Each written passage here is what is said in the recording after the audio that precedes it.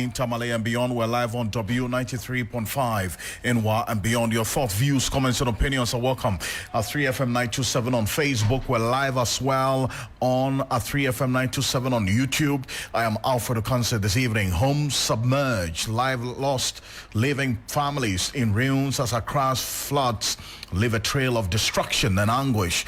This evening, we'll tell you about the rains and of also the destruction that is left behind, and the rains yet again exposing the poor planning and the lack of anticipation. Stay with us. We've got details for you. A court of appeal grants injunction order in the SALL case against John Peter Amewu, a former member of parliament for the Hohoe constituency. We've got details for you here on Hot Edition on 3FM 92.7. Also, a court of appeal dismisses an application by lawyers of defunct Menzgold CEO Appiah Mensah to halt his case at the High Court. Plus, education think tank Africa Education Watch raises alarm over Ghana school feeding program following abrupt termination of all existing catering contracts by government. We've got details for you here on Hot Edition on 3FM 92.7. We're also on Kesme 107.1 in Tamale and beyond, and on W 93.5 in Wa and beyond. The finance minister has been talking.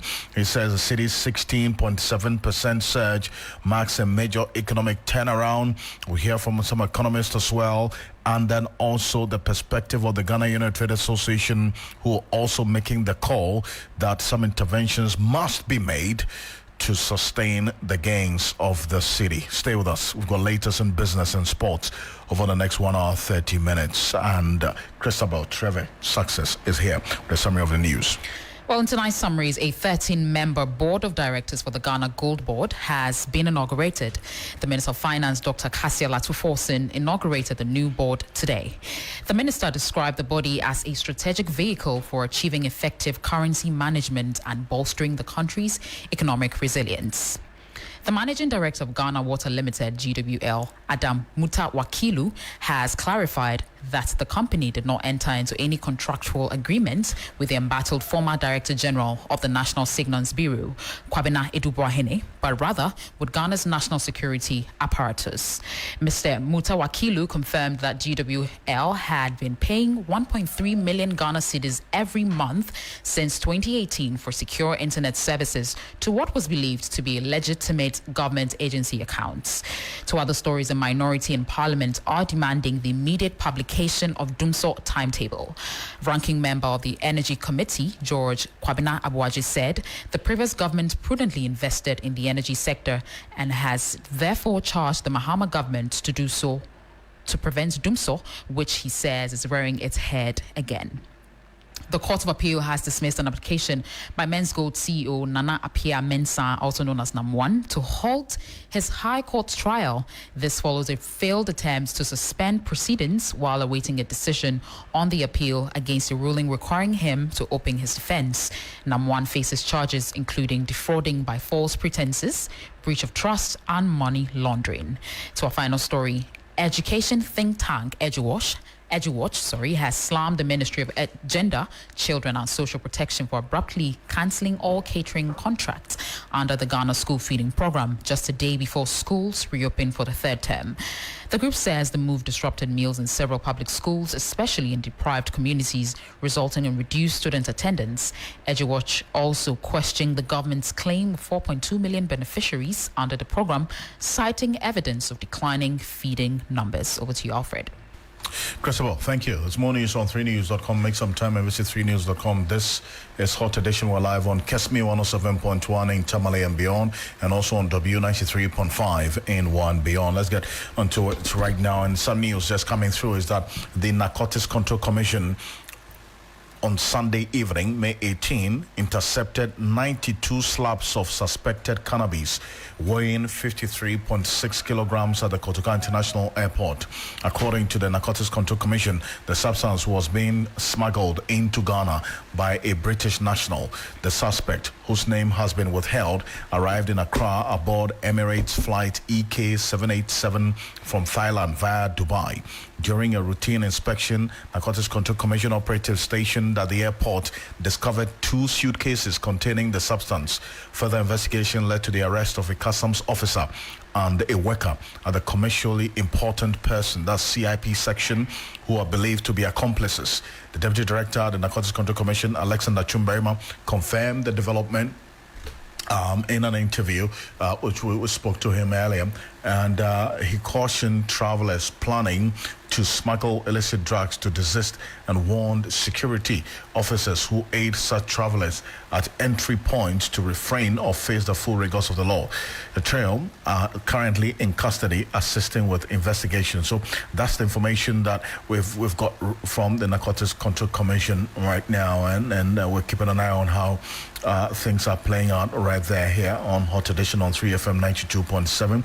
This is the second arrest at the Kotoka International Airport in less than 24 hours at the Kotoka International Airport. So that's information right now. We're keeping an eye on how things are playing out. Stay with us here on Hot Edition on 3FM 92.7, also on Kesmi 107.1 in Tamale. We're live on W93.5 in and beyond. The National Disaster Management Organization, NAM1, is assessing the extent of destruction following Sunday's rainfall that triggered massive flooding in parts of Accra. The rains, which lasted several hours, left in its wake severe damage to properties, with homes submerged and hundreds of residents displaced. It also led to the loss of at least 3 lives so far, including a 5-year-old in the Adenta municipality. Areas including Boteman Stadium, affordable housing, Boteman Township, Little Roses, Lakeside, Nanakrom, Kiseman, Domi Pillar 2, and Christian Village School Junction, Maijo, Zoom Lion, University Farms, Trasako, Third Gate, Legon, Santor, Blue Kiosk, and several other areas were affected. If you go on our Facebook page right now, 3FM927, we're showing you some videos of the flooding that occurred as a result of the over 5 hours rain yesterday evening. Now, a team from NAM1 has been touring the affected areas to assess the situation to help determine the sort of support for the victims. Ahmed Rufai Bolas is Deputy Director General of the NAM1 in charge of technical inspection. He spoke to 3FM 92.7 earlier today on what they're going to do next after this rather unfortunate development there.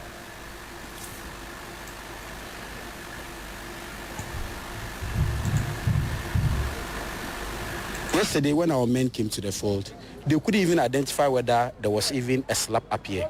The whole place was full, covered with water. It got to a time when we needed to even bring a boat to this place. So we are advising and suggesting to the assembly that some demolition needs to be done within this community for people to enjoy their livelihood. At the moment, we are now assessing the places. This is not the only place. We are going to Lakeside to very, very serious. So we'll do all our assessment, go and sit down on the drawing board, then we see what to do. For relief items, if they are supposed to be given, definitely we'll give it out. Well, so that's the Deputy Director General in charge of technical operations at the National Disaster Management Organization, Ahmed Rufai Bolas, in there. Now, our man Christian Yale, who also visited some of the affected neighborhoods, has joined me in the studio reporting of residents in distraught situations after Sunday's devastation. He also visited a mother who lost her 5-year-old daughter to the floods, and Christian is with me in the studio right now. Christian, a very troubling situation as you visited the mother of this deceased. What was the countenance? What did she tell you? Exactly what happened? And so this was just around midnight when they were trying to seek refuge because the water rose to a level that in their room on the ground floor, they felt it was needed or important for them to go to the first floor or go upstairs. So in the process of climbing the stairs, going upstairs, she slipped, and the daughter, who is currently 4 and will turn 5 years next month, she lost control of her when she slipped from the stairs. And looking at the current of the flood waters, it swept her away, and till date, till now as we speak, they've not been able to locate the body of this child. And this is where exactly? Nanachrome within the Adentan municipality. So that adds up to the 3 reported deaths that we have confirmed from the MC. So that is 1 in Nanachrome, and then in Lakeside and in New Legon, we have other 2 reported deaths. I see. And this 5-year-old, let's just take the death toll one after the other. This 5-year-old that she's talked about, has there been any attempt to, as it were, trace her body and to confirm whether indeed she is deceased? Exactly, Alfred. So when I engaged the mother, she told me that when it happened in the morning, a number of men went around in search of the body of this girl, but they could not identify or even locate the body. She tells me the husband is not around at the moment, and so she's now managing affairs. And you can imagine someone who is so pained at such a loss. She tells me she has only 2 children, 1 boy, 1 girl. The girl is the youngest, who is now gone. She's lost her to the flood, and so that is the current situation. When we met her, she was in total despair, and words could not really console her, looking at how distraught she was, the pain, the grief that she is bearing, and everything tells of someone who is in a total agony, afraid. So I engaged her earlier, and this is what she told me in her own words. And then the day about Francois, then the seaporting. Because almost yes, she was from Sanka, yes, severe life say a quabus line, baby, a one bear save no, a one in a corner, a quella way petrena, the soon fat, a quella no so a share in the cheek, and a farm. A quella didn't feel saying. This next month, no one have 5 years. Next month, no one 5 years. More to me, who NAM1 no baby. Pacho Debbie, and who be seen the mohun baby a cranemo. Pacho Debbie. Mambo police farm money and another more farm money and bebuamo said the bear moving home a cran baby. Debbie. Then possibly ye bumps or move me, but Nami. It's just me to be kind because my me. Me bammy no baba baba. Obanu never quite jam. Say, dinner met me, dinner, Miss I go, yes. Oh, my boy, never who be banu.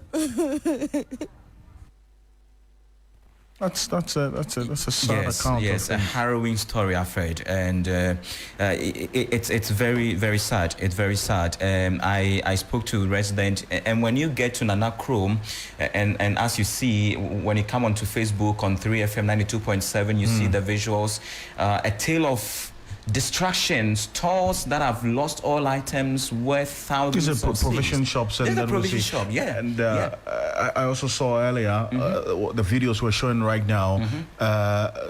This is a compound house that has a number of persons in there. Exactly, and all of them affected. People's vehicles have been grounded because the engine filled. The water level filled the engines and everything, and so they cannot even move. There were some cars that have been overturned by the flood waters. There are buildings that have been brought down by the flood waters.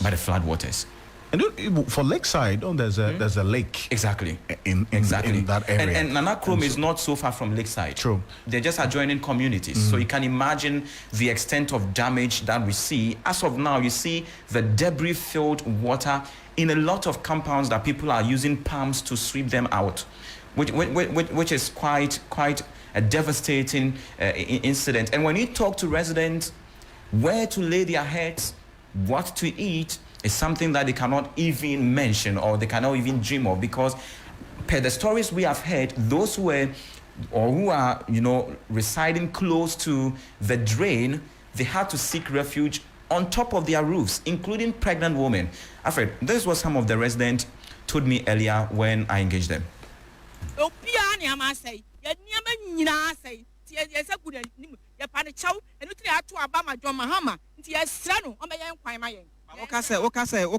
Afibia Esisa Eham Adentina Modaso for instance. Near this guy by hiding. This guy by hiding. Ebruanga, near Konya Siaba. Yedisica. there is a bridge that channels this water to the other side of the road. Now that bridge is narrow. They have only 2 holes. So whenever the rain is heavy, one hole will block with rubbish and everything. Then the other one is coming a little. So you can see that when the road is blocked, all the water will remain on top. So the whole area will flood. So if they can open that bridge a little bit. Yesterday around 5 o'clock, I came back from church and I was just relaxing in my room. And then all of a sudden, I heard a sound, boom. By the time I realized the flood, heavy flood, it just entered all the 4 houses in my compound. My dear, I was having a 10-year-old boy with a pregnant woman, 5-year-old boy. All the tenant was just floating on top of the water. The government of Ghana, I hope you are hearing us. Wherever you are, Mahama, we voted for you. We voted for you. Come and rescue us from this harmful disaster. Come and help us. Come and help us. What has happened, this issue that we are all trying to solve, there's somebody, one particular person creating it after the bridge. You know, 2004 that I bought this place, it was a stream. When it flooded, it doesn't even get to our knees levels. But now, when you go after the bridge, somebody is filling there, selling the land, the waterways, the dam itself, selling it to people. And because of that, when the water is flowing, it backfire, like you go and then, you understand? And all this thing is creating problem for us. And people are sitting idle. So those are the residents you spoke to, and I want to take the conversation from the gentleman who just ended the conversation, that what I just played. Yeah. He's talking about a building being put up by someone who is filling the land because this place is a flood-prone area. It's a wetland. They know it. Someone is filling the land. So where the water is supposed to go through, there's a building being put up there, which has obstructed the flow of the water. And obviously, water will find its level. So then, because of the diversion that has been created as a result of this building being put up, that's caused this flooding. Exactly. So when you get to the roadside and you look at the bridge referred to, or you look at the drainage system itself, which should have been a very straight one, you realize that buildings have been sited all along. And so now the water, and as it were, as nature would demand, has redirected its way. And so the least provocation, it overflows its banks, enters the town, and causes this kind of destruction that we see today and that we're talking about. And Alfred, looking at this, I mean, we've covered flood stories over the years, and you look at this one and you see that the degree of destruction is on a different level altogether. And one question I ask myself really is that, how are these people going to come out of this? Looking at the things destroyed, people's cars, Lexus, Benzes, and the rest of them, that the engines have been destroyed because of the flood waters and the rest of them. How do they come out of this? And again, these same people who are lamenting the sighting of these illegal structures, when you ask them that, have you reported this to the authorities? They tell you that, no, we have not reported them. They haven't reported it. Exactly. Because, would you say, because they know that they've built in these waterways, and as a result, if they report, their buildings will be pulled down. Exactly. And so they would rather endure when these things happen this way, then it still goes back to an appeal to government. To government. And if government shows up and they want to demolish the buildings because they're in the waterways, then that brings another story altogether. But I spoke to the assemblyman, Bright, a young man who, since yesterday when this happened, has not had any rest, who is now like the eye of government, the eye of authorities in Accra. And this is what he said. This is the first time such a disaster is happening, and it's a calamity to the community. This one is really, really, really over the community. As you can see, the people are in, they are outraged, they are angry, they are sad. Everything of theirs is actually destroyed to the rain. And nobody was here yesterday, but when they weren't able to do much because they didn't have much resources to help the community people. As we speak now, they said they'll be coming back. I don't know what they'll be doing, but they said they'll be coming back to see the situation at hand and how they can help them. But we're also calling on government, the urban areas, and then road and highways to also intervene, because So these are that's the assemblyman you spoke to them. Exactly. And Chris, hold on a bit for me, because thankfully we've been joined on the telephone by the deputy, that's the director in charge of inspection at the National Disaster Management Organization, NADMO, Mr. Richard Amoyate. Jate, good evening. Thank you for joining us. Good evening. Good evening. What's been your assessment of the extent of destruction caused by the rains yesterday? Yeah, good evening to your listeners, and then good evening to my boss, the Director General. Good evening to all NADMO, fire, armed forces, and police who were throughout the night yesterday. Yeah, our technical teams are on the field as they will put together, they will collect all the information they can, and then the reports will be ready. So for now, we cannot give you a full assessment of the I see, but have you confirmed the death cases? Because we're being told... Our information we have, only one person dead. One person dead because he was riding a bicycle and he tried crossing the floodwaters and he was swept away. And the body has been retrieved this morning. So that is only... Where did this happen? This body... Ghana East. Like I said, our teams are still assessing the situation. So once assessment will give you a full report. Okay, because we have counted so far about three deaths so far with the areas that we visited. A five-year-old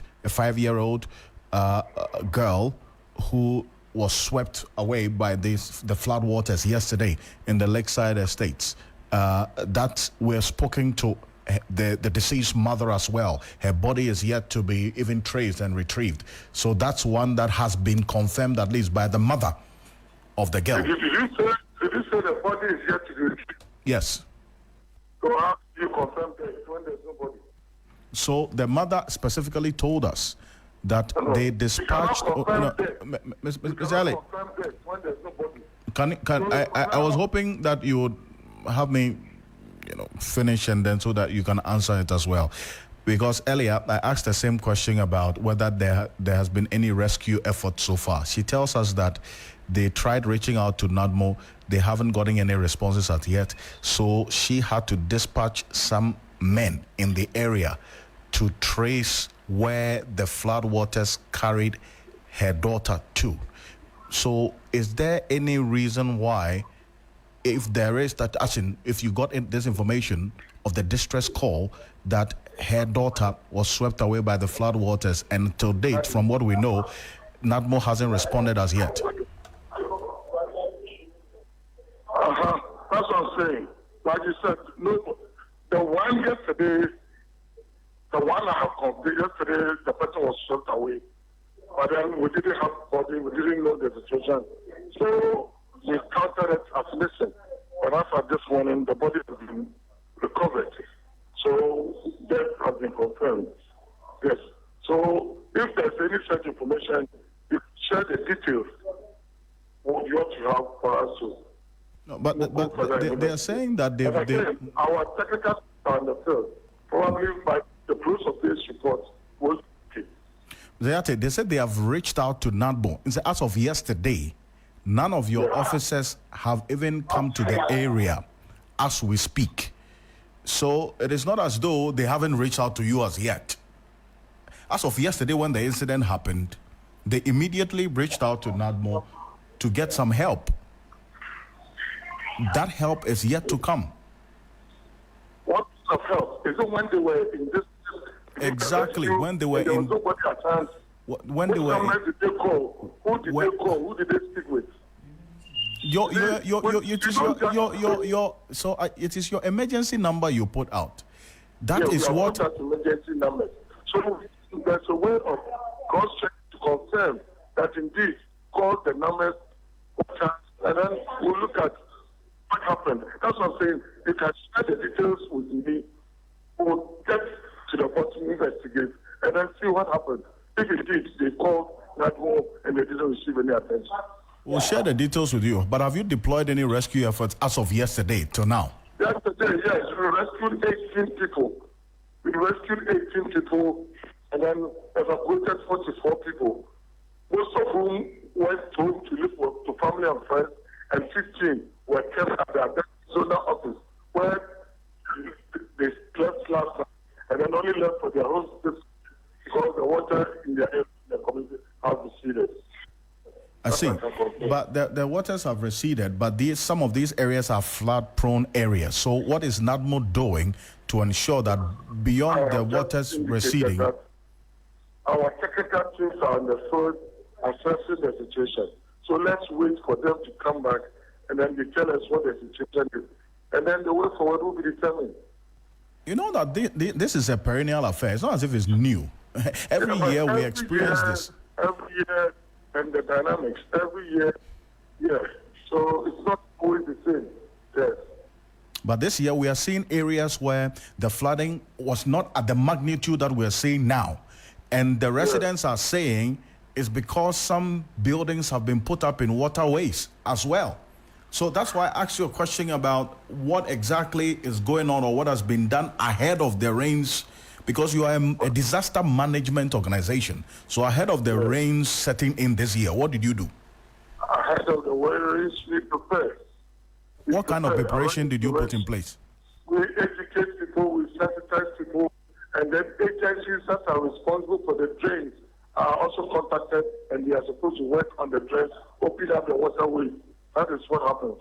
And I'm telling you that when the president went round, there were a lot of drainages that were under construction. These are all works which are being done to mitigate flooding. Unfortunately, the works had delayed. So the flood was to be expected. We did what we had to do to rescue people. The deaths that we have recorded, it's also only occurred because whoever suffered that refused to take advice to ride the bicycle as the flood water when people were actually trying to swim from it. So because you knew they could do it. It's so unfortunate. So, but that is what happened. So a lot of work has gone in and a lot of work is still being done. But sometimes you are overwhelmed by the nature, by the intensity of the rainfall. So I asked a specific question about what you did prior to the rain setting in, the kind of preparation you put in place. You say you went around, educated people, and drains were supposed to be expanded. They were not expanded. And it has caused, no, I'm coming. You said the drains were supposed to be expanded. They did not expand them because there are works that are going on that were not completed. The works are ongoing, but they have not been completed. The works are still ongoing. But that's what has also contributed. That's what has contributed to the floods as we see it, because the drains were not expanded, and some of them were choked. So what if you say preparations were put in place? The preparations were not done, and that's why we're seeing this magnitude of flooding. What I'm saying is that, are you not, the drainage works are still ongoing. NAM1 does not construct drains. NAM1 is not responsible for the drains. But then the agencies responsible are working on the drains. So we were prepared to save lives, and then we did save lives yesterday as our mandate directs. So when you educated people about these flood-prone areas, what did you tell them? To move from the place? Yes, you have to move to higher, you have to move to safe havens. Safe havens in all communities, they have to safe havens. And then people move to safe havens. Like I said, yesterday, 44 people were evacuated. 15 were sent to the zona office, which is a safe haven. And then they slept there. This morning, when the water receded from their community, they left to their house. So this is, and then others moved, and then joined with family and friends. So we did all these things. And then rescued 18 people who were trapped to near-death situation. We rescued them. So yes, but so if you educated people to move to higher grounds, they didn't move. That's why you went there to rescue them, because they were still in those places, isn't it? That is the difficulty. You can't forcefully carry body to a safe haven. But then you cannot say to us that because they didn't move to save it, you will allow them to perish. No, we have to save lives. Human beings are very important. One life lost is just too much for us. It's really unfortunate that one person lost their life according to our record. But we work very hard to avoid death. It is indeed the case that you, NAM1, you don't construct drains, but you work with other agencies. Your work is interlinked. And so if one agency doesn't do its work, it affects you as well. And that's why the disaster management architecture or framework is not just about you, NAM1. I know that prior to the rain setting in, there were a number of meetings, engagements, operations teams that were put together with you, NAM1, also represented on these operation teams to assess the extent of work that had to be put in place before the rain set in. So what did you do really to, as it were, prevent what we are seeing now? Because I don't know whether you just don't know. Are you not aware that there are drainage works all over the place? No, Mr. Ati, I'm not talking about the work, so I'm talking about what the preparation that was put in place ahead of. I'm not talking about what is being done. What has been done ahead of the rains? Abdul's program is just about to start. Can we talk to some other services? I'm already in the studio, please. No, would you give us a short answer before you leave us?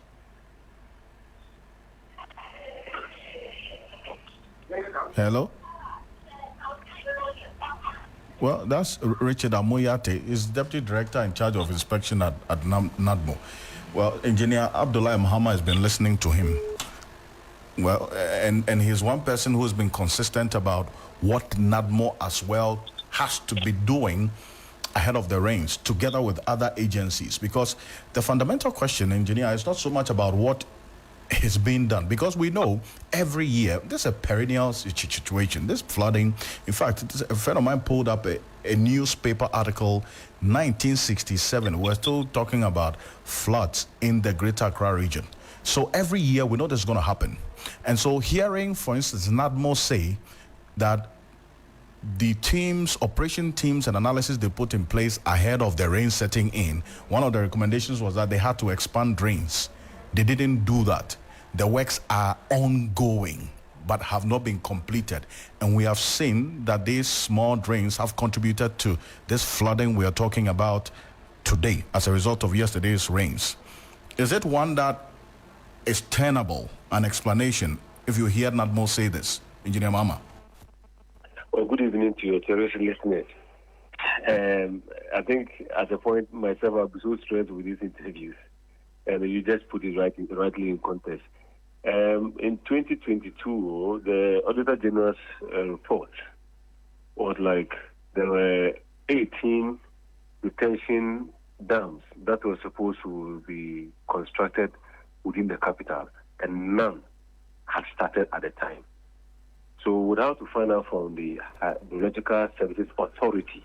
In fact, this institution was actually a department, but it was Hydrological Service Department under the Ministry of Works and Housing.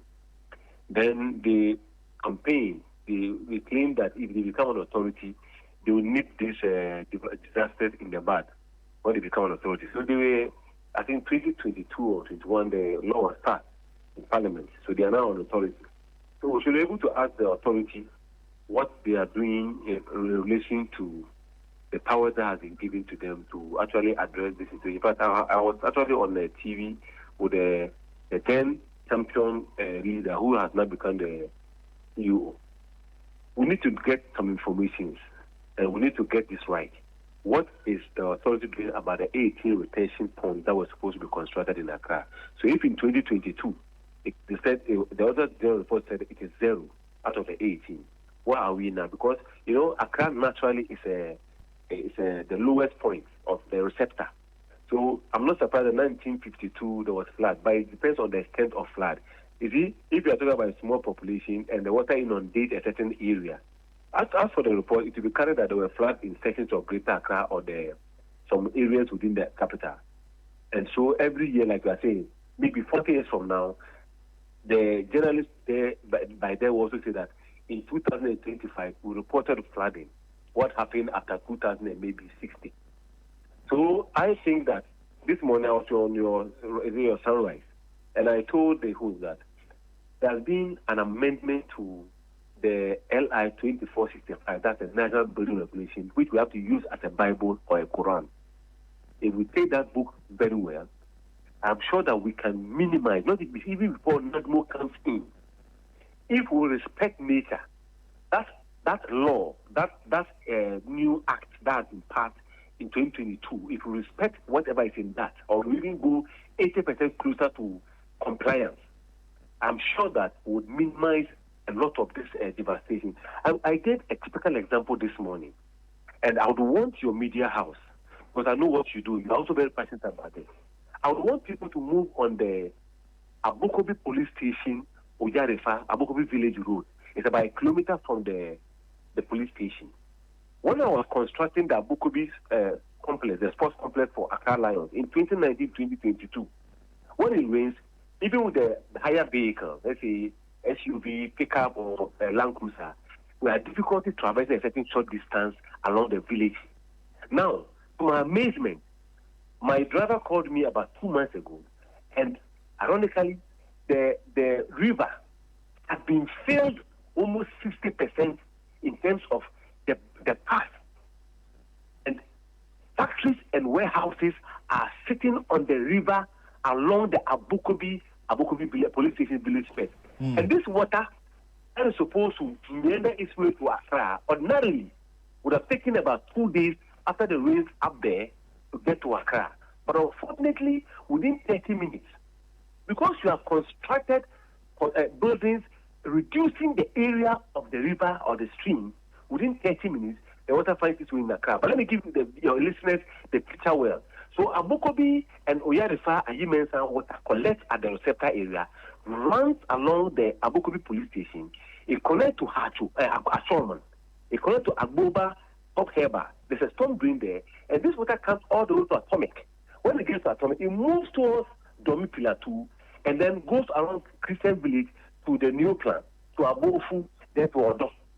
So I want people who understand this to know that the devastation downstream, Adomi, Pabinya area, Abofu area, is happening because the assembly, which is very close to the river, in fact, about a kilometer away from the river, have sat down and have allowed the construction to be constructed in the stream itself proper.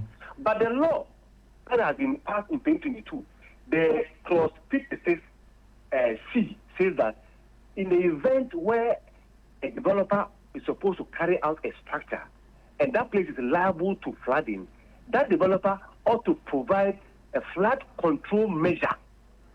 So the assembly is supposed to see to it that if it becomes necessary that the building is supposed to be constructed somewhere by all means, and this building is going to be injurious in terms of its situation, where it's situated, that the people around and downstream are going to suffer, that building owner or the developer is to provide alternative flood control measures. Is that what is happening? So NAM1 will be affected. Government will put in all the measures. The MMDCs at the local assemblies are being instructed by the government that they should ensure that there's nothing like flooding or to minimize the flooding. At the same time, the same assembly is overlooking construction, which is going to create and put more pressure on the NAM1's scarcity resources to be able to relieve people of the disaster. Engineer, I want your media house. This one is a call. I want your media house to do that tomorrow and show picture why I am passionate about what I'm talking about. We cannot sit in this country and expect that once the water that we have received, the runoff becoming higher. Because the guy who was actually with me on your radio this morning said that there's a variation, not only the climate, it's a variation climate. In fact, in the 2023-2022, China received the highest flooding in over 140 years.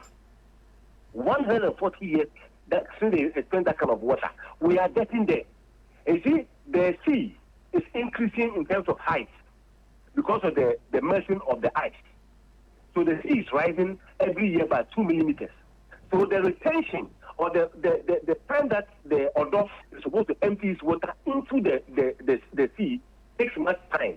So we are supposed to ensure that all the existing rivers and streams are adequately provided with a buffer so they can contain quite a quantity of water so it doesn't come to Accra like a flash flood.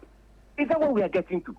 Nobody can tell me that if my driver will drive on the Abukobi Village Police Station stretch in a kilometer and he sees this and report me, the officials in that area are not aware that factories and warehouses are springing up like mushrooms in the river force. So no matter what we do in Accra, we can expand our drainage system, widen our stone drains in Accra. Unfortunately, the water that we'll be receiving in Accra will be about 3 times the design we have done. It's a troubling situation, as we're seeing. In fact, if you go on our Facebook page right now, we're showing you more videos of the flooding. And as we have it, a number of you contributing to the conversation right now. Engineer, I appreciate your time on this and then also the analysis of the situation we're faced with. And as NADMO, we have heard from them. They say they are assessing the extent of the impact. And so we'll have to speak to them later to get a full-scale assessment of the level of devastation as a result of the rains yesterday, 5 hours from what we counted. Thank you so much, India, for your time. Welcome. Now, Dr. Charles Ni Ayiko is General Manager for External Communication at the Electricity Company of Ghana. He spoke to Beatrice Edu earlier today because the Electricity Company of Ghana is saying it is working around the clock to restore power to communities that were disconnected from the national grid following the flooding yesterday.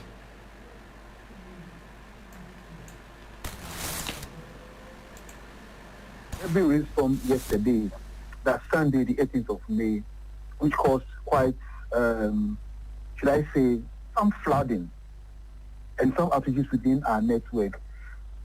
We had a request from NADMO that we isolate some areas because of the situation, and that includes Boteman Stadium, Affordable Housing, Boteman Township, Lakeside, Nanakrom, Kisiman, Domi Plateau, Christian Village, School Junction, Melcombe area, My Joe, Zumla University, Sasako Third Gate, Ligon Hill, Santoy, Blue Kiosk, Adenta ECG office, and Medina Islamic University. So we are currently in touch with NADMO for their directives before we restore power fully. But so far, we hope to do so by the close of day today. Okay, but so far, are there communities among these areas you mentioned that you've been able to restore power to? Yeah, there are some communities very close to these areas which you restore power, and gradually, as soon as we receive any clearance from NADMO, we quickly move in to do so. Well, we've had some broken conductors on our network, but we've worked on them, and we are still working on other affected systems or equipment within our network. But that would not delay. Yes. I mean, from our assessment and our conversation with our engineers on the ground, as well as with our meetings and contact with NADMO, we hope to, because we expect the water to recede in some few hours and then work on our lines to restore power. But we also want to encourage our customers to contact the EC call center on 0302-611-611 or reach us through our social media handles if you observe that probably you've not received power after the restoration or within your vicinity. Some do have and you don't. Please let us know, and then we would move in to assess the situation and then supply power. So that's the ECG there. We're keeping an eye on how things are playing out, so stay with us. If you go on our Facebook page at 3FM927, we're showing you the extent of devastation as a result of the floods in a number of areas and communities as we speak.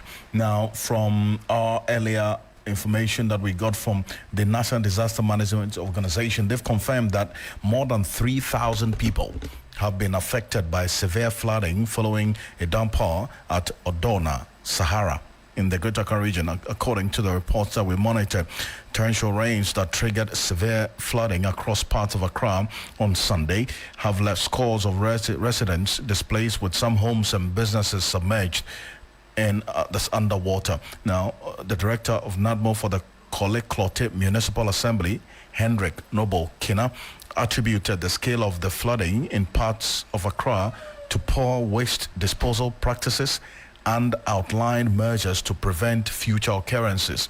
He also confirmed that over 3,000 households have been affected by recent floods in Odona, Sahara area, following heavy rainfall that hit parts of the capital earlier this week. So that's information that we have as well on this. We'll keep an eye on how things are playing out here on Hot Edition on 3FM 92.7. We're also on Kesmi 107.1 in Tamale and on W 93.5 in and beyond. The mayor of Accra, Michael Alote, has initiated a citywide operation to remove traders and street hawkers from pavement near roadways in the markets, citing public safety and traffic flow concerns, with a deadline for compliance set to end on Tuesday.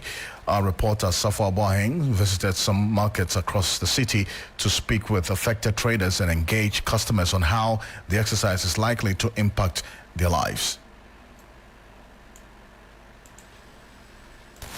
If you frequently commute through the market in Accra, you will be familiar with the difficulty navigating your way through the market due to the congestion caused by some market traders as well as street hawkers. Just about last week or some days ago, the Accra mayor, in the person of Michael Alote, spoke about the fact that they are embarking on an operation that is going to remove all market traders and street hawkers. We want to be finding out to know their thoughts about this and how prepared are they about this operation.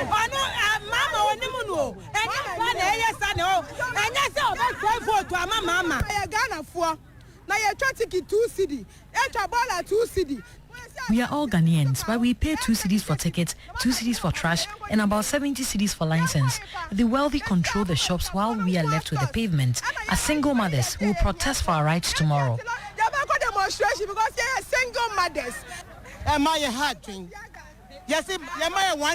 Women can be stubborn. If you give us an inch, we will take a mile. The road is for cars, not petty trading. So stay in your assigned area and pay your tickets.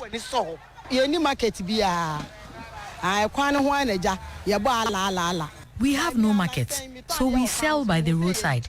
But I realize we sometimes block the road.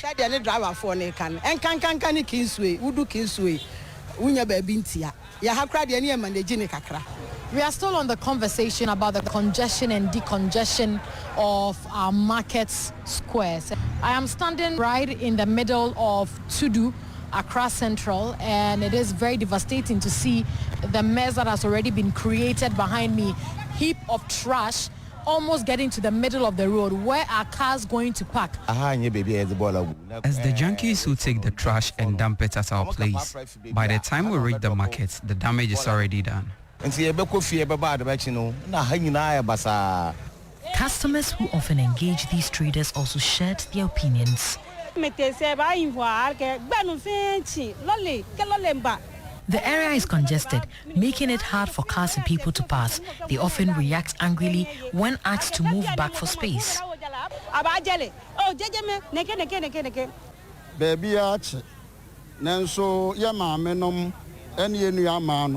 Everywhere is crowded, but this is how our mothers and sisters support their children. We need a clean-up and urge authorities to implement plans and provide education as life in Ghana is tough. As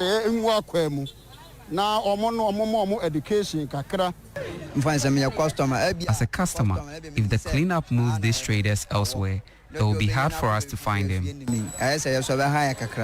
Okay, sentiments are high as these market traders are expressing their views, reactions and thoughts. Let's see what will really happen. Some are saying they would demonstrate against it tomorrow. So that's Safwa Boaheng there speaking to some of the traders in the heart of the city, or that's the central business district here in Accra. Gilbert Ankra is head of public affairs of the Accra Metropolitan Assembly and is joining us on the telephone right now. Mr. Ankra, good evening. Thank you for joining us. Thank you for having me. Now, let's confirm this. Is this exercise going to take place tomorrow as earlier announced, this decongestion? Yes, I can assure you that tomorrow we're moving to ensure that areas that are not designated for trading activity, just as the mayor has said, will declared, especially people selling on the street. If you look at it, I was listening to your conversations, and it was quite clear that a lot more of them know that they are a bit recalcitrant because they move onto the street, define demarcated areas that have been assigned for them to embark on their efforts. So we're moving in tomorrow. Just as we said, these areas, we are targeting areas within the AMA zone, Kimbu to railways, the entire ECG to Takiteria area, Zongo Lane, Opera Square. And the exercise is going to be in 3 phases. So we are going to embark on the operations within a 3-day period to ensure that we clear these areas. Well, I mean, these areas you've just mentioned forms the heart of the hustle and bustle of Accra, I mean, the central business district. So if you're going to decongest these areas, where are you going to take the traders you're going to clear off the road, I mean, the pavement and these other places? Where are you taking them? Of course, that has been issues that Mayor Honorable Michael Akrofi has been pondering and trying to ensure that in as much as we move these traders, some areas are given to them to embark on their various trading activities. So if you look at the engagement Mayor had with them on Saturday, for instance, it was quite clear that the assembly was going to introduce a 24-hour operational model, and as part of that operational model, we are going to ensure that some specific streets and lanes within the metropolis on specific days will be demarcated and designated for trading activities, so that at least these traders will also have some their business still running. We are also going to ensure that in as much as we know they pay market stores, Mayor has said that he's coming in to reduce these market stores for them, so that at least it would also help in boosting their business. That notwithstanding, we are also looking at some of the pavements that are quite easy. And a lot of these pavements, we are going to redemarcate the pavement so that we'll be able to accommodate these traders who will be moved from the streets, essentially. And also on the bit about, so if I get the understanding, you haven't gotten the alternative place yet for the traders who are... What I am saying is that alternative measures we are putting in place to ensure that we get them to still continue their business. I see. Areas with respect to the pavements will be demarcated for them. Aside that, soon Mayor is looking at some specific days within so to demarcate those days for them. I think that point was well made. What I want to understand is that it's not as though you are moving them to another location. You're going to demarcate the same pavement area for them to do their business.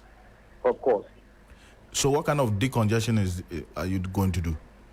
Of course, we have stated quite clearly that in as much as we have people selling on the pavement, now they have moved onto the street. They have moved onto the street, and on the street is a no-go area because of their safety and issues of urban mobility. So that forms the basis for this very exercise, to move especially those who are on the street to other trading areas for them to embark on their trading activities. I see. So you are decongesting the streets, but the pavement will still be an area for the traders to sell. Of course, areas will be demarcated for the traders they will be rearranged. Currently, you come and you see a trader or a hawker, and he has this entire area. Have a lot of wares as if it's a shop and all that. So we are looking at this demarcating these areas so that at least a lot more. If you are a hawker, I don't see the reason why, for instance, you are selling, let's say, a shoe. For you to display that same particular type of shoe, you have displayed over 10 of them. It doesn't help with respect to space. So all these things will be looked at, and they will be redemarcated so that we have a lot more of them occupying these areas too. Well, I see, but there are others who also make the argument that these pavements are made specifically for pedestrians and commuters to walk there. And so you're now going to demarcate the pavement. You are legalizing an illegality or an irregularity. You're demarcating pavements for people to sell. I mean, how do you justify this? Let me state that aside that particular intervention, there is a bigger picture where we are looking at expanding the market that we have to be able to accommodate a lot more of these traders. Mayor met the traders, their leadership on Tuesday, and the concerns were very clear.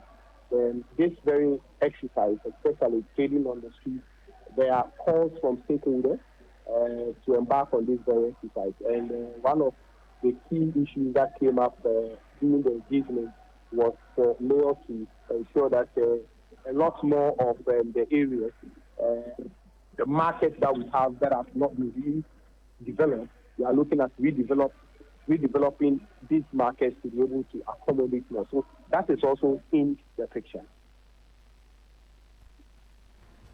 Zakra, appreciate your time. And tomorrow we will be on the streets to monitor how this goes. Thank you very much. Thank you for having me. Gilbert Nyankra speaks for the Accra Metropolitan Assembly there. This is Hot Edition on 3FM 92.7. We're also on Kesmi 107.1 in Tamale and on W93.5 in Y and beyond. Stay with us. We're back with the business news. Bismarck Ewusa is standing by after this quick break. And Bill's Micro.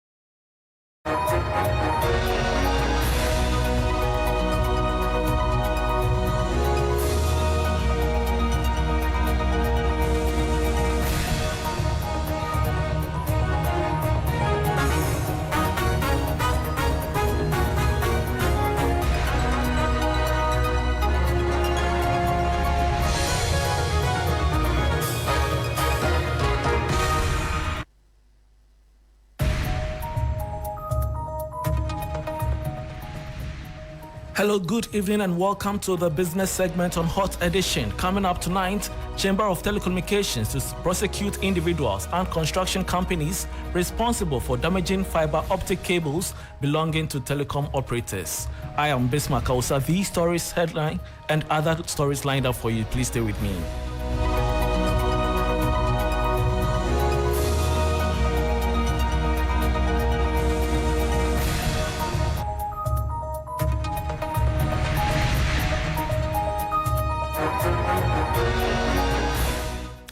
Thanks for your company. Now to the very first story. The Chamber of Telecommunications is partnering with the Attorney General's Department to secure legal authority to prosecute individuals and construction companies responsible for damaging fiber optic cables belonging to telecom operators. According to Chief Executive of the Chamber, Engineer Dr. Kenneth Ashigbe, over 5,600 cases of fiber cuts were recorded in 2024, resulting in estimated losses of 138 million cedis to the telecommunications sector. He emphasizes that the collaboration aims to hold perpetrators accountable and mitigate the financial impact on the industry. The minister has been pushing for a change in regulation to protect fiber. And unfortunately, he has asked for some review of legislation. And so what has happened is that the NTA's proposal that they've sent to the minister is to get the Electronic Communication Act, Act 755, Section 77 of it amended so that if you are you damage telecommunication infrastructure, what then will happen is that you pay an administrative fine of 3 times the cost of repairs. And then if you fail to pay that administrative fine, you will be prosecuted. And if found liable, you would go to jail for 5 years, or you pay a fine of not more than 10,000 penalty units. And that was Chief Executive of the Chamber of Telecommunications, Engineer Dr. Kenneth Ashigbe. Moving on, the Bank of Ghana is likely to maintain its key policy rate at 28% when the Monetary Policy Committee meets from May 21 to 23, 2025. Analysts at Data Bank Research say any rate cut would depend on continued progress in disinflation and the broader economic outlook. The 3 Business report has the details. The Monetary Policy Committee of the Bank of Ghana is expected to keep the policy rate unchanged at 28% when it meets this week. Data Bank Research projects that the central bank will adopt a cautious wait-and-see approach, assessing the impact of previous rate hikes before initiating any cuts. In March this year, the bank raised the benchmark policy rate by 100 basis points, citing the need to anchor inflation expectations. Data Bank now expects inflation to decline steadily, reaching between 17 to 19% by mid-year on account of stable prices and favorable base effects. This trend, if sustained, could pave the way for a measured policy easing of 100 to 200 basis points by July. Meanwhile, the central bank has rolled out new liquidity management tools, including a 273-day bill, and is reviewing the cash reserve ratio framework to improve monetary policy transmission. The MPC's rate decision will be officially announced after the 3-day meeting concludes on May 23. And that was a 3 Business News Desk report on Data Bank Research predicting Bank of Ghana to maintain its key policy rate at 28%. Now, the management of the Social Security and National Insurance Trust, SNIT, says it has no intention of selling off any of its non-performing assets. The scheme came under scrutiny last year following reports that the previous administration had considered offloading some of its loss-making investments, particularly in the hospitality sector. Speaking to 3 Business on the sidelines of SNIT's new Spentex branch opening, the managing director, Kwesi Afrebaini, said the trust is now focused on revitalizing the struggling entities and turning their fortunes around. Labadi Beach Hotel will continue to be one of the best in this country. We are in the process of renovating sections of Labadi Beach Hotel, and there will be a new investment in Labadi Beach Hotel to ensure that the number of rooms that Labadi has within the next 18 to 24 months would go up by at least an additional 50 rooms for Labadi. Now, we've looked at La Palm Royale, just next and close to Labadi. That is an investment that sits on 34 acres of prime beachfront property. We would invite others to engage us in redeveloping La Palm to what it should be, because La Palm has great potential and is of great value. Our investments in the central region, Red Royale and Elmina Beach Resort would also be enhanced. So watch out for what we do in that space. And of course, then there is the investment in the western region as well. We are determined to turn around the non-performing assets to help grow our returns on investments. So we get the sense that you have no plans of letting these assets go? We have absolutely no plan of selling any of those investments in the hospitality industry. And that was Managing Director of the Social Security and National Insurance Trust, SNIT, Kwesi Afrebaini. Moving on, the Ghana Revenue Authority, GRA, has reaffirmed its commitment to expanding income tax payments to the informal sector, aiming to boost domestic revenue mobilization to 360 billion cedis by 2028. Manager of the Wager Taxpayers Services Center, Anthony Dakegbe, during a sensitization exercise, emphasized the importance of informal sector players filing their personal income tax returns annually. He stressed it enables GRA to accurately assess and collect the right amount of income tax. We want to let the onion seller that when it comes to income tax, it's about the income that has accrued to you. We are taxing the income that has come into your house. Whatever you receive into your house as income, that is what we are taxing. So if you are onion seller, you go and buy the onion, let's say from Agbogushi. Then you come and sell. You know your profit. That profit, let's assume, is the gross. You take your expenses. What is left? That is what we are taxing. So all those who are selling on table and the rest, we are all required as Ghanaians to actually pay our token towards the development of Mother Ghana.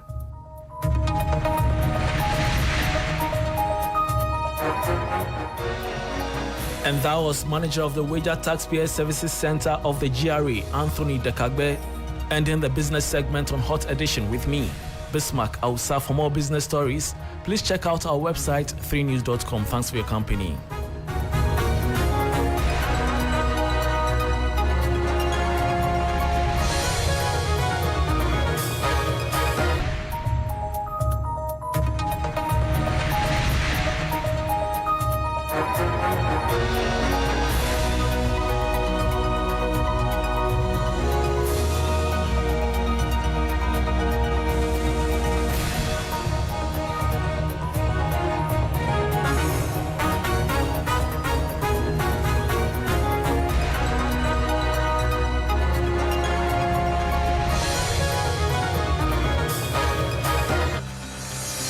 Get ready, Ghana. The road is calling and the wheels are spinning. It's the 3FM Tour to Ghana happening Saturday.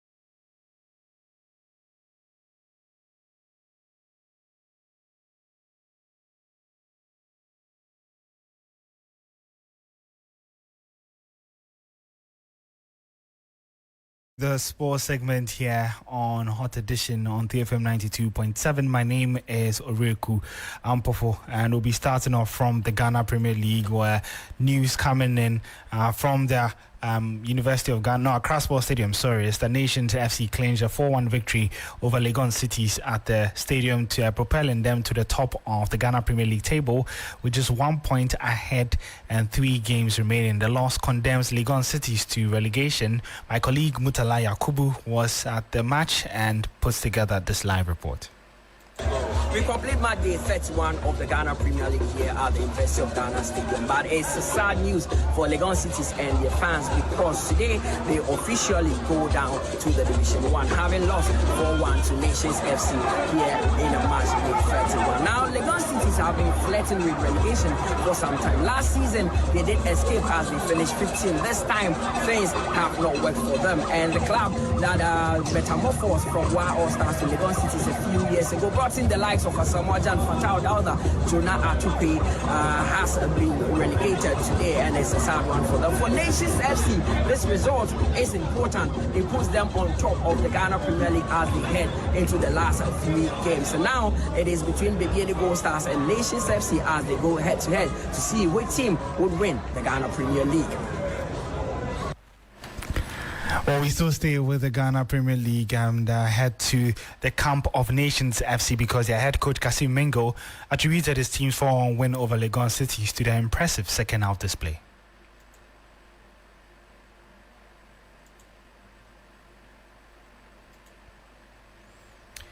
And so we'll try and get you that voice on Kasim Menzgold just to see.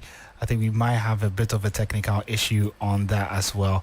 But however, Menzgold kept on speaking ahead of his 3 games remaining, stating that his club are still focused on the league title. As things stand, if Nations FC win their remaining games, they will be crowned Ghana Premier League champions for the first time in their history.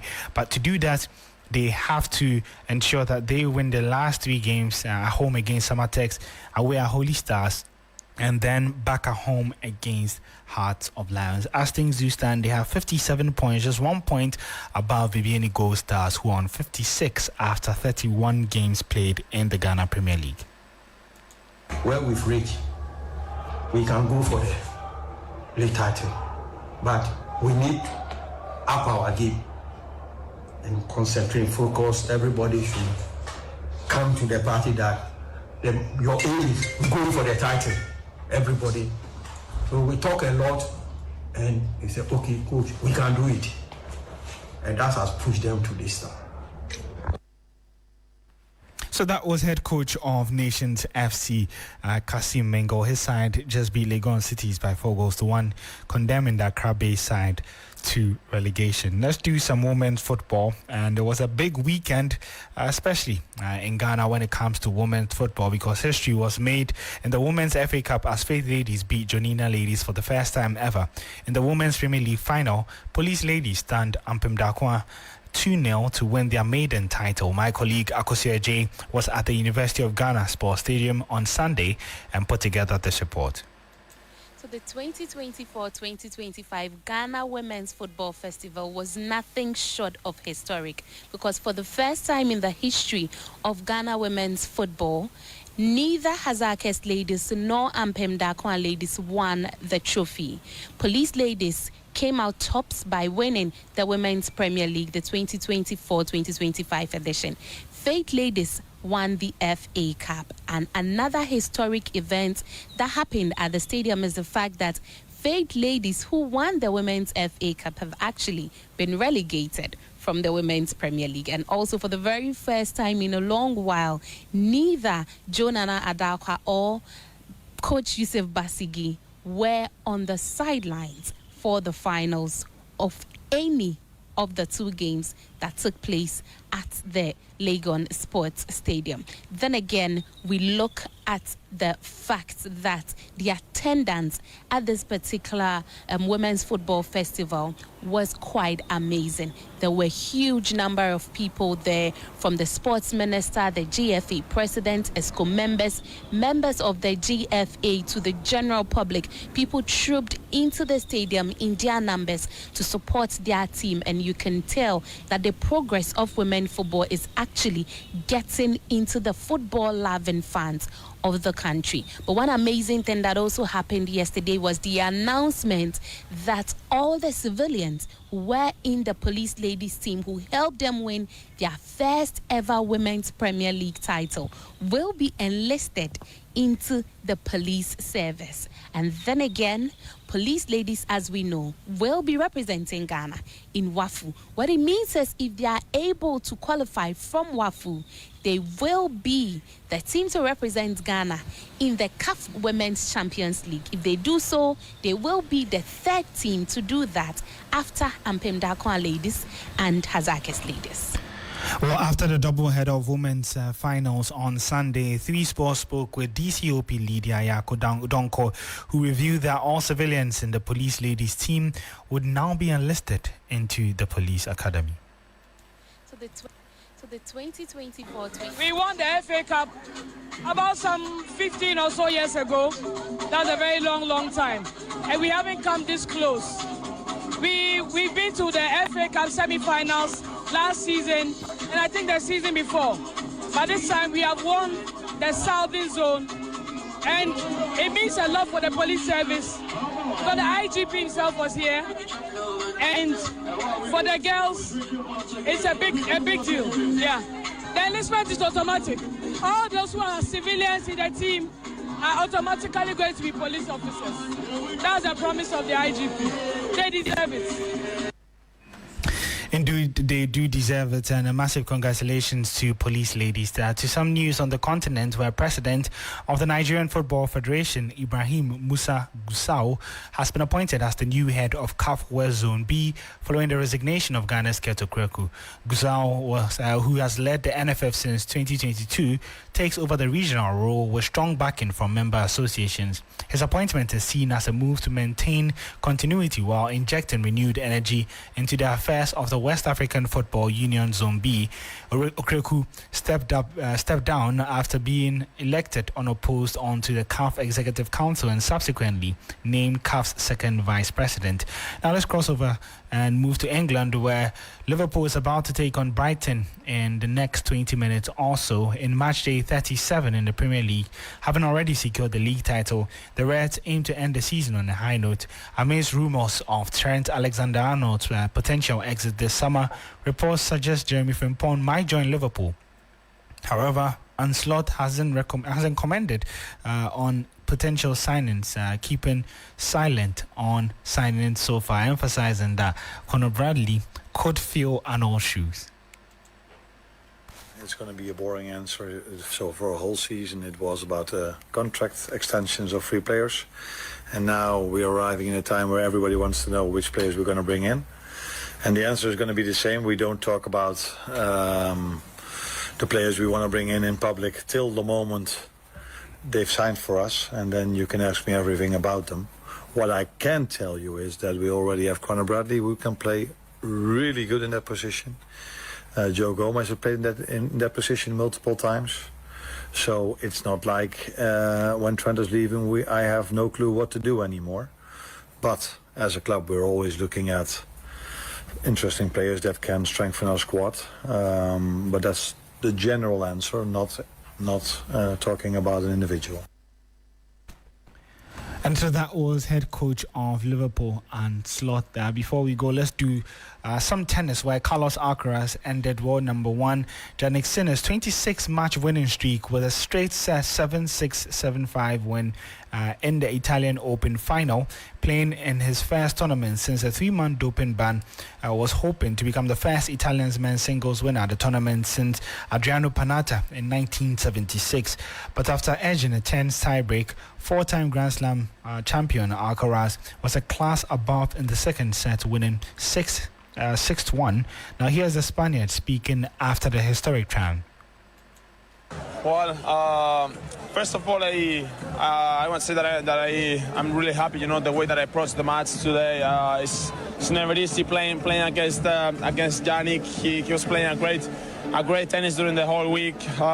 So when I'm facing him, it's all about tactic. It's about strategy. To start the match pretty well, and so it's going to be a battle, and I think I did it pretty well. I didn't since the first point until the last point. I did it pretty well. You know, tactically, I maintained my good level during the whole match. So it was great. So I'm gonna say it was the best match tactically that I have ever played, or at least so far. So that was Carlos Alcaraz bringing an end to the sports segment here on Hot Edition. My name is Ore Kwampofo. In the meantime, if you're after some more sports stories, you can visit our social media handle at 3Sports. GH Hot Edition continues right after this.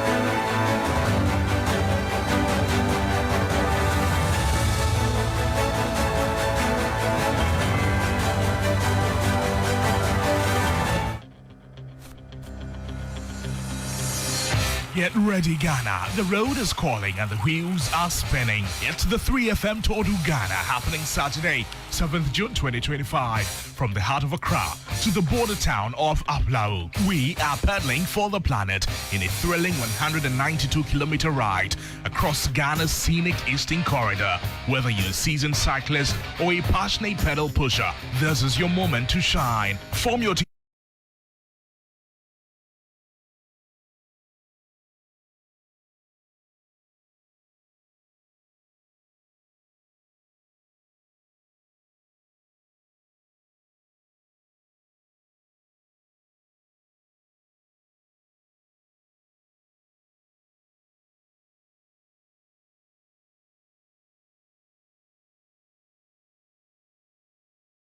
.7 also on Kesme 107.1 in Tamale. We're live on W 93.5 in Wa and beyond. Some more stories here on Hot Edition. The minority in Parliament is demanding the immediate publication of a load shedding timetable in the wake of the recent power outages.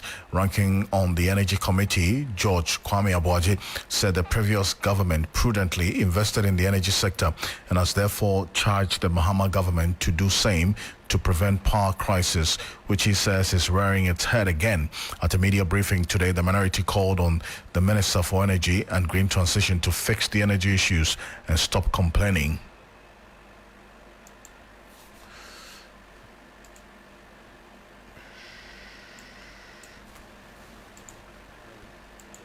It is imperative that the minister shift his focus from public pronouncement to tangible actions that will resolve the ongoing issue plaguing our power sector. It looks like our colleague, the Minister of Energy, seems more interested in making headlines than keeping the lights on. The minister's recent claim that Ghana has only 2.6 days of fuel left was not just baseless, but economically damaging. Such remarks create an atmosphere of uncertainty and instability, which is detrimental to investor confidence. The president campaigned on a 24-hour economy, his bold vision requiring uninterrupted power. But how can the private sector businesses, hospitals, agro-processing factories, pharmaceuticals, manufacturing, extractive industry, hospitality, educational institutions, tourism and entertainment industry operate around the clock when the lights keep going off? Is it 24-hour economy or 24-hour blackout? Well, on that particular issue, the Minority Chief Whip Frank Anodompre also asked government to fix the problems. The lights were on. You come 5 months, within a month, the light is going on, off, on and off. And you are just coming to tell us that Ghana Water hasn't paid. So what? You are in power. Fix it. Yeah. That is why the people of this country gave them the mandate. So if you're not paying car power as an independent power producer and your light is going off, are you to come back and tell us, the citizens, what are we supposed to do? You are the one who is in power. The NDC government should show leadership by paying the independent power producers the debt that they have to pay. You're not paying the debt and you're announcing to us as citizens, what can we do? And they will tell you, Mahama is the hope. It is a hope.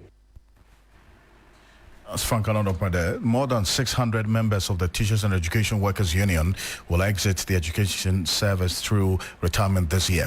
This is expected to impose a huge workload on members of TEWO in the education sector. Leadership of TEWO has issued a strong warning to government to recruit more staff or risk their anger.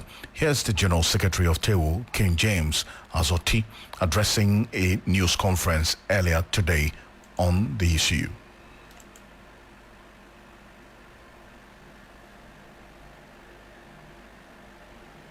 We'll bring that to you shortly here on Hot Edition. But the Teacher Trainees Association of Ghana is appealing to government to find ways to facilitate the prompt posting of teachers after the completion of their training. The association at its 29th Annual Delegates Congress at the St. Francis College of Education in Hohoe said the delay in the posting of teachers is creating unnecessary anxiety and frustration amongst trainees and graduates. Razak Swale is the president of the Teacher Trainees Association of Ghana. He spoke at that event earlier. the uncertainty in teacher postings. Unlike years past, trainees now complete their programs without clarity on permanent postings. This causes anxiety and financial hardship, especially in rural areas. Currently, the 2023 graduates from the Public College of Education are still not posted, despite completing their program, their mandatory national service, and writing their Ghana Teacher Licensure examination that satisfy them to become professional teachers fit for the 21st century classroom. We call on the Ministry of Education, and I'm happy the Deputy Minister of Education is here in present with us, and the Ghana Education Service to streamline the teacher deployment process and ensure timely communication to all graduates. You had the teacher trainees there speaking on this particular issue. Meanwhile, the Deputy Minister in charge of Education, Dr. Clement Apak, says the government is working to resolve the infrastructure challenges in colleges of education across the country to provide adequate accommodation for female trainees and those living with disabilities.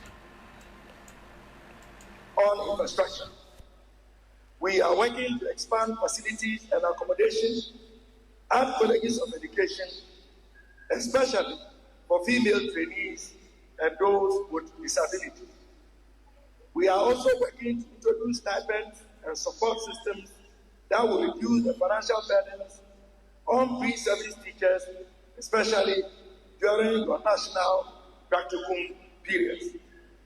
We also intend to ensure the automatic posting and fair deployment of teachers based on data and equity.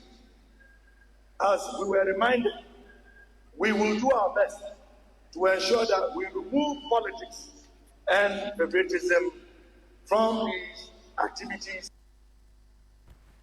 As Dr. Clement Apak is Deputy Education Minister there, the Court of Appeal has dismissed an application by lawyers of defunct Menzgold CEO Appiah Mensah, also known as NAM1, to halt his case at the High Court.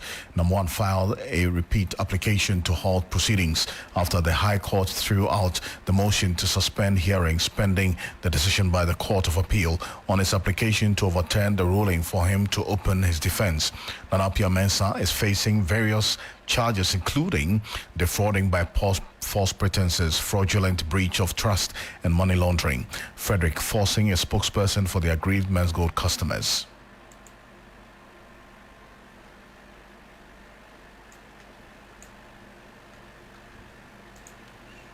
Well, I think it's all well and good, and it's in the interest of justice, and that at the end of the day, it's been given the fair trial which is going on, and we are happy that now the court below can proceed with the trial.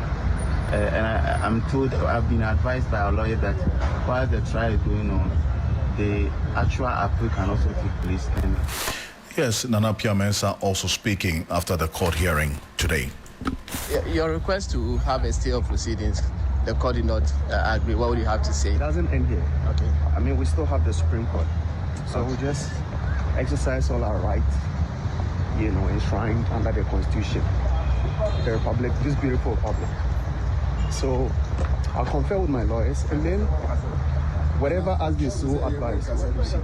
All right. Thank you very much. All right, thank you. Thank you. There's more news on 3news.com. Make some time and visit 3news.com. On behalf of the team, we do appreciate your company. Join me at 10 p.m. on TV3 for Ghana Tonight. My name is Alfred Akrofi. We're back again tomorrow at 5 p.m. for Halt Edition. The drive continues. Stay with us.